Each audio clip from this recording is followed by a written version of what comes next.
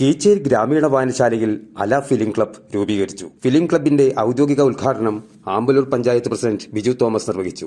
പഴമയുടെ ഒരു സംസ്കാരവും നമ്മുടെ നാടിൻ്റെ പൈതൃകവും കാത്തു സൂക്ഷിക്കുവാൻ ഇതുപോലെയുള്ള വായനശാലകളുടെ പ്രവർത്തനമാണ് നമ്മുടെ നാടിന് ഏറ്റവും ആവശ്യമായത്. മനുഷ്യനിൽ നിന്ന് അകന്നു പോകുന്ന ഒരു കാലഘട്ടത്തിലാണ് ഞാനും നിങ്ങളും ജീവിക്കുന്നത്. പലപ്പോഴും പണം സമ്പാദിക്കുക എന്നുള്ള മാത്രമൊരു കാര്യം മാത്രമാണ് മനുഷ്യ മനസ്സിൽ, ഞാൻ ഉൾപ്പെടെയുള്ളവരുടെ മനുഷ്യ മനസ്സിലുള്ളത്. അതിൽ നിന്ന് വ്യത്യസ്തമായി കുറേ പേരെങ്കിലും ഈ സമൂഹത്തിൻ്റെ നന്മയ്ക്ക് വേണ്ടി ജീവിക്കുന്നവരുണ്ട്.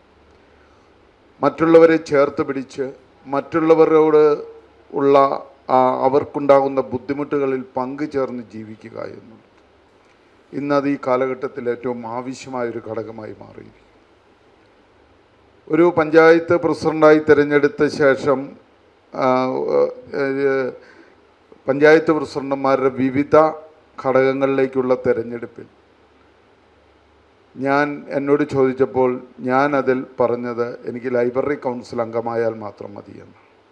അതിലേക്ക് നടന്ന തിരഞ്ഞെടുപ്പിൽ പഞ്ചായത്ത് പ്രസിഡന്റുമാരുടെ കണയന്നൂർ താലൂക്കിലേക്ക് നടന്ന തിരഞ്ഞെടുപ്പിൽ മത്സരിക്കുവാൻ കിട്ടി എന്നുള്ളത്, അതുവഴി ജയിക്കുവാൻ കഴിഞ്ഞുള്ളത് വലിയൊരു കാര്യമായിട്ട് ഞാൻ കാണും.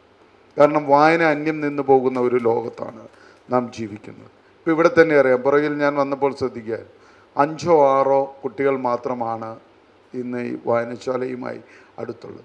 ബാക്കിയുള്ളവരെല്ലാവരും തന്നെ പ്രായം കൂടുതലുള്ളവർ.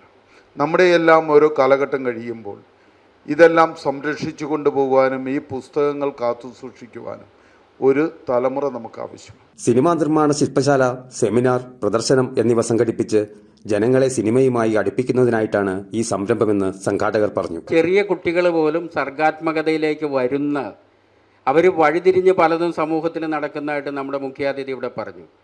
അപ്പോൾ പുറത്ത് സമൂഹത്തിൽ കാണുന്ന മോശപ്പെട്ട പല കാര്യങ്ങളും സിനിമയിലും സീരിയലിലൊക്കെ വരാം, പക്ഷേ അതൊന്നും പാടില്ല. അല്ലെങ്കിൽ അത്തരത്തിൽ നമ്മുടെ ചലച്ചിത്ര അക്കാദമി ചെയർമാൻ പറഞ്ഞത് ഒരു ശരിയായ ഒരു അഭിപ്രായ പ്രകടനമാണെന്ന് എനിക്ക് തോന്നുന്നില്ല.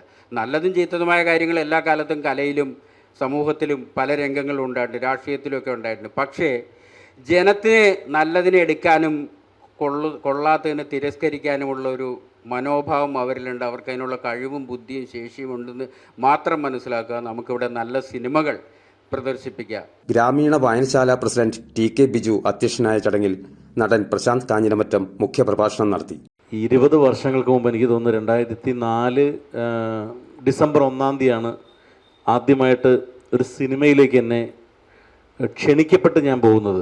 അതായത് എന്നെ ക്ഷണിക്കുന്നൊരു ദിവസം, അതായത് ഞാനത് ഇപ്പോഴും ഓർത്തിരിക്കാൻ കാരണം ആദ്യമായിട്ട് കിട്ടുന്നതെല്ലാം പ്രിയപ്പെട്ടതായിരിക്കുമെന്ന് നമ്മളിതിനു മുമ്പ് കേട്ടിട്ടുണ്ട്. അപ്പോൾ അതുകൊണ്ട് ആ 2004 ഡിസംബർ 1 അതും ഋതം എന്ന് പറയുന്ന മലയാളത്തിൽ ഇറങ്ങിയ ഒരു സിനിമ.